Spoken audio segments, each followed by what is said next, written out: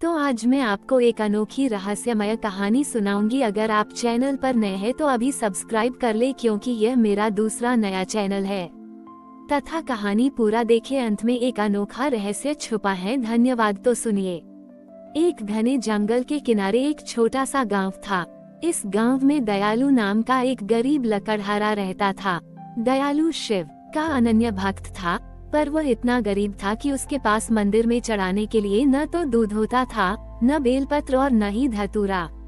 हर श्रावण मास में वह अपनी कुटिया के पास बैठकर उदास हो जाता था, जब वह देखता कि गांव के बाकी लोग कितनी धूमधाम से मंदिर जाते और शिव की पूजा करते। उसे लगता था कि शायद उसकी गरीबी के कारण शिव जी उस पर प्रसन्न नहीं होंगे। गांव में एक धनी व्यापारी रहता था, जिसका नाम था धर्मचंद। धर्मचंद हर श्रावण में बड़े बड़े अनुष्ठान करवाता, सोने चांदी के बेलपत्र चढ़ाता और पूरे गांव को भोजन कराता था। वह मानता था कि शिव को प्रसन्न करने का यही तरीका है, जितना अधिक दान उतनी अधिक कृपा। वह अक्सर दयालु को खाकर हंसता और कहता, तुम खाली हाथ जाकर क्या शिव को प्रसन्न करोगे? शिव को तो वैभव और समर्पण पसंद है। दयालु किसी की बात पर ध्यान नहीं देता था। वह बस अपनी कुल्हाड़ी उठाता और जंगल में लकड़ी काटने चला जाता। जंगल में वह घंटों शिव का ध्यान करता, उनकी महिमा का गुणगान करता और पेड़ों के बीच बैठकर मानसिक रूप से शिव का अभिषेक करता। वह पेड़ों को भी नुकसान नहीं पहुंचाता था, केवल सूखी लकड़ियां या गिरी हुई टहनियां ही चुनता था। उसे लगता था कि यही उसकी सच्ची उपासना है, प्रकृति के बीच शिव को महसूस करना। एक श्रावण मास में गांव में एक अद्भुत घटना घटी। जंगल से होकर गांव की ओर एक विशाल और विषधर सांप आ रहा था। वही तना बड़ा और भयानक था कि उसे देखकर ही लोगों की रूह कांप गई। गांव में भगदड़ मच गई। लोगों ने सोचा कि यह शिव का क्रोध है, क्योंकि सांप महादेव का प्रिय है। धर्मचंद ने तुरंत पंडितों को बुलाया और सांप को शांत करने के लिए बड़े बड़े यज्ञ और मंत्रोच्चार शुरू करवाए, पर सांप का क्रोध बढ़ता ही जा रहा था और वह गांव की ओर तेजी से बढ़ रहा था। दयालु, जो जंगल से लौट रहा था, उसने सांप को देखा। लोग चिल्ला रहे थे, भागो दयालु, ये विषधर है। पर दयालु भागा नहीं। उसने अपनी कुल्हाड़ी एक तरफ रखी और शांत होकर सांप के सामने खड़ा हो गया। उसके पास न कोई मंत्र था, न कोई चढ़ावा। उसके पास केवल शुद्ध हृदय और असीम प्रेम था। दयालु ने सांप की आंखों में देखा। उसने अपनी जेब से एक सूखी रोटी का टुकड़ा निकाला और सांप की ओर बढ़ाया। उसने बिना किसी भय के अत्यंत प्रेम से कहा, हे नागराज, महादेव के अंश, तुम भूखे होगे। यह मेरी आज की कमाई का आधा हिस्सा है। इसे ग्रहण करो और शांत हो जाओ। ये देखकर गांव के लोग स्तब्ध रह गए। धर्मचंद और पंडित भी अपनी पूजा छोड़कर इस दृश्य को देखने लगे। सांप ने एक क्षण के लिए दयालु की आंखों में देखा। उसकी फुफकार धीमी पड़ गई। फिर उसने धीरे से उस सूखे रोटी के टुकड़े को खाया और आश्चर्यजनक रूप से वह शांत होकर वापस जंगल की ओर चला गया। पूरा गांव दयालु की ओर देख रहा था।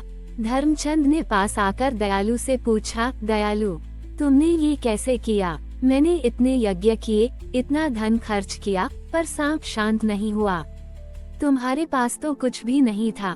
दयालु ने नम्रता से कहा, सेठ जी, शिव को चढ़ावे नहीं, भाव पसंद हैं। उस सांप में भी शिव का ही अंश था। वह शायद बड़े ऊखा और भयभीत था। मेरा हृदय उसके लिए करुणा से भरा था और मैंने उसे अपनी सबसे प्रिय वस्तु, अपनी भूख मिटाने वाली रोटी का आधा टुकड़ा अर्पित किया। दयालु ने समझाया, सच्ची शिव भक्ति केवल मंदिर में नहीं, बल्कि हर उस जीव में शिव को देखने और उसके प्रति करुणा रखने में है। श्रावण का महीना हमें यह नहीं सिखा ताकि हम कितनी महंगी पूजा करें, बल्कि यह सिखाता है कि हम अपने हृदय में कितनी निस्वार्थता और प्रेम रखते हैं। गांव के पुजारी ने आगे आकर कहा, धर्मचंद ने सही कहा है। दयालु ने आज हमें सच्ची उपासना का अर्थ सिखाया है। शिव को दिखावा नहीं, बल्कि सच्चा त्याग और हर जीव के प्रति दया पसंद है। जो व्यक्ति अपने पास जो कुछ है, भले ही वह थोड़ा हो, उसे निस्वार्थ भाव से दूसरों के साथ बांटता है और हर प्राणी में ईश्वर का अंश देखता है, वही शिव का सच्चा भक्त है। उस दिन के बाद से धर्मचंद ने अपने धन का उपयोग दिखावे के लिए नहीं, बल्कि गांव के गरीबों और जरूरतमंदों की मदद के लिए करना शुरू किया। श्रावण का महीना उस गांव में न केवल शिव के अभिषेक का, बल्कि करुणा, त्याग और हर जीव के प्रति सम्मान का भी प्रतीक बन गया। लोग समझने लगे कि महादेव हर उस छोटे से छोटे कार्य में प्रसन्न होते हैं जो निस्वार्थ प्रेम और दया से किया जाता है। दयालु लकड़हारा अब उस गांव का सबसे सम्मानित व्यक्ति बन गया था, जिसने अपनी निस्वार्थता से शिव की सच्ची कृपा प्राप्त की। दयालु लकड़हारा की निस्वार्थता और करुणा ने गांव में भक्ति का एक नया मानदंड स्थापित कर दिया था। धर्मचंद सेठ भी अब दिखावे की पूजा से हटकर सच्ची सेवा और परोपकार के मार्ग पर चल पड़ा था। हर श्रावण में गांव के लोग अब मंदिर के साथ साथ जरूरतमंदों की मदद करने और जीव जंतुओं पर दया दिखाने में भी उतने ही तल्लीन रहते थे। गांव में एक अद्भुत शांति और सद्भाव का वातावरण बन गया था। परंतु एक बार फिर गांव पर एक नई चुनौती आ पड़ी। एक अजनबी गांव से कुछ अंधविश्वासी लोग गांव में आए। वे मानते थे कि किसी अदृश्य शक्ति ने उनके गांव पर शाप डाल दिया है, जिससे उनकी फसलें बर्बाद हो रही हैं और उनके पशु बीमार हो रहे हैं। उन्होंने सुना था कि दयालु के गांव में शिव की विशेष कृपा है और यहाँ के लोग बड़े सिद्ध हैं। वे दयालु के पास आए और उनसे अनुरोध किया कि वो उनके गांव आकर उस अदृश्य शाप को दूर करे। दयालु ने उनकी बात सुनी। उसे दुख हुआ कि वे लोग अंधविश्वास में जी रहे थे। उसने सोचा कि शिव की सच्ची कृपा को किसी जादू टोने या अंधविश्वास से नहीं जोड़ा जा सकता।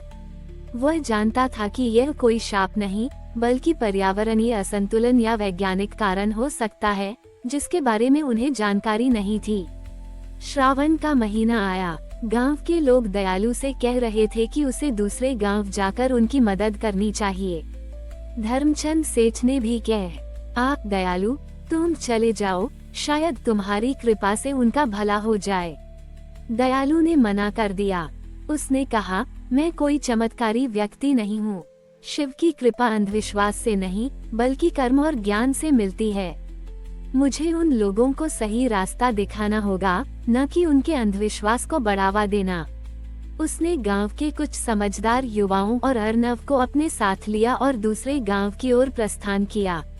इस श्रावण में उसने कोई व्यक्तिगत पूजा नहीं की, बल्कि अपना पूरा समय और ऊर्जा उन परेशान लोगों को सही दिशा दिखाने में लगाया। दूसरे गांव पहुंचकर दयालु ने सबसे पहले वहां की स्थिति का अध्ययन किया।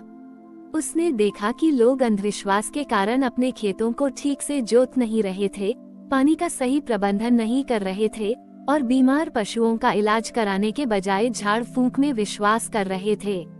उन्होंने अपने आसपास की सफाई का भी ध्यान नहीं रखा था, जिससे बीमारियां फैल रही थीं। दयालु ने गांव वालों को समझाया, शिव ज्ञान और विज्ञान के भी देवता हैं। वे हमें बुद्धि देते हैं ताकि हम समस्याओं का समाधान कर सके, न कि अंधविश्वास में डूबें। तुम्हारी समस्या कोई शाप नहीं, बल्कि तुम्हारी अपनी असावधानी और जानकारी की कमी का परिणाम है। उसने गांव वालों को बताया कि कैसे अपने खेतों की मिट्टी की जांच करनी है, पानी का सदुपयोग कैसे करना है और पशुओं की बीमारियों के लिए सही वैद्य से इलाज कैसे करवाना है।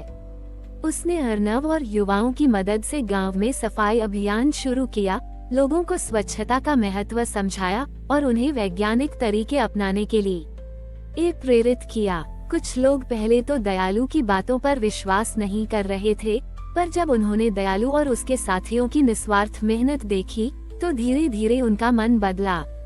उन्होंने दयालु के बताए रास्ते पर चलना शुरू किया। श्रावण मास के बीतते बीतते उस गांव में बदलाव आना शुरू हो गया। खेतों में नई फसलें उगने लग बड़ी, पशु स्वस्थ होने लगे और बीमारियों का प्रकोप कम हो गया। इस घटना ने उस अंधविश्वासी गांव को सच्चे ज्ञान और कर्म का महत्व सिखाया।